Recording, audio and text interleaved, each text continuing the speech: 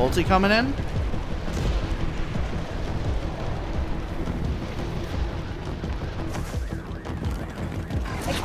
Oh, Bolty. Kettles killed the Bolty. Oh, yeah.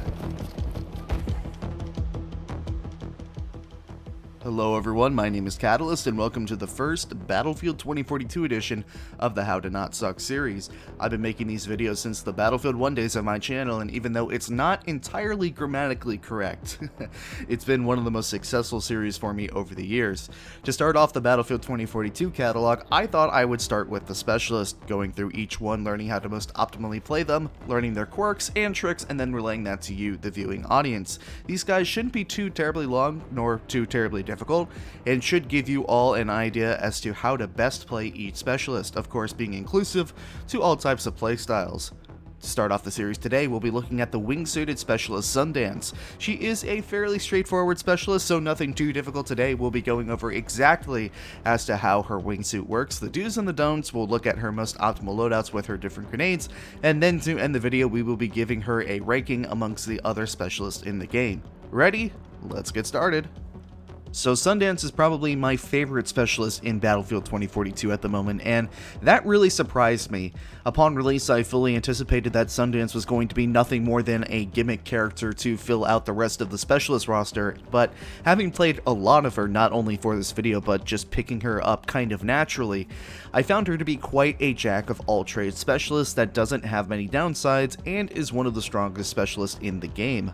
Sundance is the ideal flanking specialist. There isn't really any other specialist in the game that can do exactly the things that she can when it comes to getting in and around the enemy team, especially around massive clumps of enemies, and more importantly, getting in behind enemy vehicles that are farming you from their spawn, and that's exactly how you should try and play Sundance. Yes, her wingsuit is great for covering a large amount of distances, but you would be putting yourself and your team at a massive disadvantage if you didn't utilize her wingsuit to get behind or on top of vehicles and destroying them.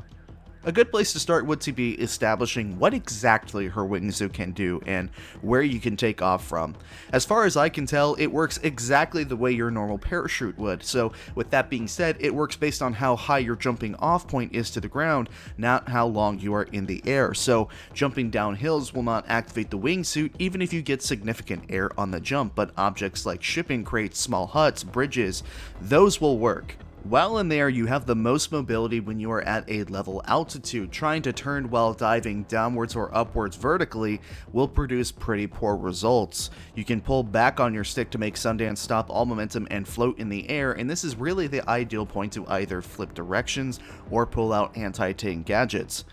Now, a small quirk that you should know about with using her wingsuits in regards to landing. So, there are two ways to land. You can either become level and hit the ground to do a combat roll, as you see here, or you can press the crouch button to do a little spinning somersault. When you press the crouch button to do the somersault, you enter into a sliding animation the moment you hit the ground, and the duration of the slide is bound to how fast you were going upon landing, and you are locked into that sliding animation until it is over. You cannot jump and end it early, whereas as far as I can tell, the combat roll is exactly the same speed no matter how fast you were going, but you run the risk of killing yourself if you come in too hot on the ground. Now, I've done some testing back and forth, and I've found that more often than not, if you are about to dive onto an enemy, the somersault is the best method if you intend to surprise them and move past them. However, if you want more control, say you're landing by a tank or are trying to get into a tight spot, the combat roll is the better method if you can gain the angle to pull it off. Sometimes you don't really get the choice, you're going in too hot and you have to somersault to stay alive. Another method that I have tried out, and it has some varying success, is when you are diving in on an enemy. If you time your somersault just right, you can actually land straight into them, and it will not necessarily manipulate your hitbox, but it'll definitely scare them and confuse them as to where you actually are, and that should give you enough time to end the sliding animation and hip fire them to death, or basically just barrel stuff them. Sometimes it works, sometimes it doesn't, but again, the thing to keep in mind with the sliding animation with the somersault is that DICE nerfed the slide since the beta, so turning while you are sliding is very, very difficult. So it's not like in the beta where you could slide and then turn in a 360-degree cone and basically have free range of motion. That's not the case anymore, so you really need to be careful that you A, surprise your enemy when you land on top of them, or B, you don't slide too far past them that you can't turn around during your slide animation. Alright, let's talk about her grenades next. Sundance has 3 different sets of payload grenades, a scatter grenade, an anti-armor grenade, and an EMP grenade. Some important things to know about these grenades: the scatter grenade does not scatter on impact, it scatters at a set detonation point of travel time, so you cannot Kobe your scatter grenade into a group of enemies that are far too away. Your grenade will blow up and scatter in mid-air. I learned this the hard way. When I was first learning Sundance, I threw a scatter grenade, really tried to yeet it across the map, and I ran in the same direction, and lo and behold, I ran into my scatter grenade that exploded and scattered in midair, and I died on a very big flank. So trust me, you don't want to do that. You should realistically be using these grenades in short to medium range and as entry devices in some of the tougher breakthrough points. Anti-armor grenades are, for my money, the most useful, but with the vehicle spam meta that is in the game currently with hovercrafts and bolts everywhere, your grenade will sometimes not lock onto the vehicle that you're aiming for, so just be wary of that. EMP grenades I have found most useful against rangers. One grenade will incapacitate the ranger for long enough for you to either destroy it or run away, keeping in mind that your own EMPs do affect you. Overall, I found the EMPs to be the grenade that I use the least, and probably the least useful overall. Now, in my opinion, what is the most optimal way of playing Sundance, and which loadouts do I recommend? Well, as I've already said, I think she is best as a sneaky vehicle demolitionist and probably the best flanking specialist in the game. When possible, you should always be trying to find positions above and besides enemies. Sometimes it's easier, sometimes it's harder depending on the game mode that you're playing. It's easier said in Breakthrough than in Conquest, but for Conquest she does have an incredibly strong map traversal perk, obviously with her wingsuit. Most of you probably knew that you can also use the tornado to tornado whip yourself around the map if you get the timing and trajectory right, something that I didn't mention before but I thought I should mention now. As for loadouts, I would insist on running either subsonic rounds or a suppressor on whatever weapon you choose, probably best if it's an SMG such as the PP29 or the PPX. It's probably a foregone conclusion that I'm going to recommend the PP on pretty much every single specialist until either A, the hit registration and spread is fixed, or B, the PP is nerfed.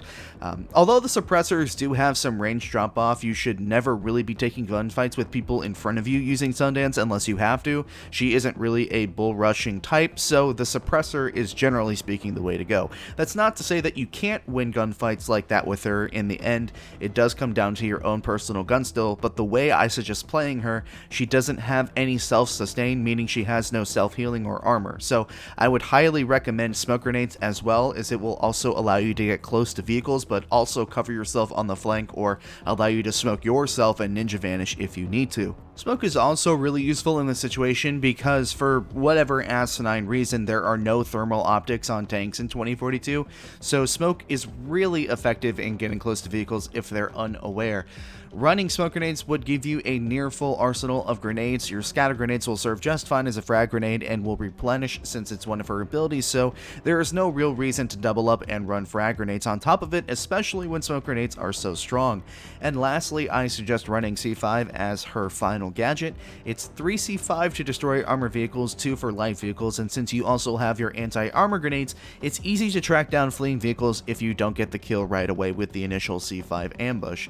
So in conclusion, my ideal loadout, in my opinion, would be a PP29 with a suppressor or subsonic rounds, red dot sight with an extended mag, and any foregrip with smoke grenades and C5. Something that I'm going to do with every specialist episode is I'm going to recommend the most compatible specialist for you to run with if you are running with a squad of friends and want to have a well-meshed squad composition. With Sundance, I recommend Falk, McKay, and Rao. Falk is probably going to be a necessity in most squads just because of how strong her healing is, but she is very useful in combination with Sundance because she can use her Surette pistol to heal her when she is up in weird flanking positions and odd angles. McKay, for similar reasons, reasons is good with Sundance because his grappling hook allows him to get up to areas that only Sundance could otherwise get to, and Rao is a really powerful specialist to use in general, but with his hacking ability, it is really effective for him to hack a vehicle and then have Sundance wingsuit behind the hacked vehicle and come in for what is essentially an uncontested vehicle kill. And in terms of where she stands in the power rankings, I personally consider Sundance to be the 5th best specialist in Breakthrough and the 2nd best specialist in Conquest. That may seem a little high to you, but her map traversal with the wingsuit is so strong in Conquest, it does away with a lot of the problems presented by 2042's incessantly big maps. That's the end of the video, ladies and gentlemen. I hope you found this video useful and enjoyed your time here. If you enjoyed it, drop a like and leave a comment if you made it to the end of the video. It helps me tremendously in the algorithm. If you enjoyed it just that much, you should consider subscribing, as I will be making more guides on the game and will be making tons of 2042 content and guides like this one moving forward. I stream 4 nights a week, Monday, Wednesday, Friday, and Sunday on my Twitch at 8:30 p.m. Eastern Standard Time, but I will be traveling home for Thanksgiving this week, so I won't be streaming again until next week. Once again, thank you all for watching. Happy Thanksgiving, everybody. My name is Catalyst, and I will see you all another time.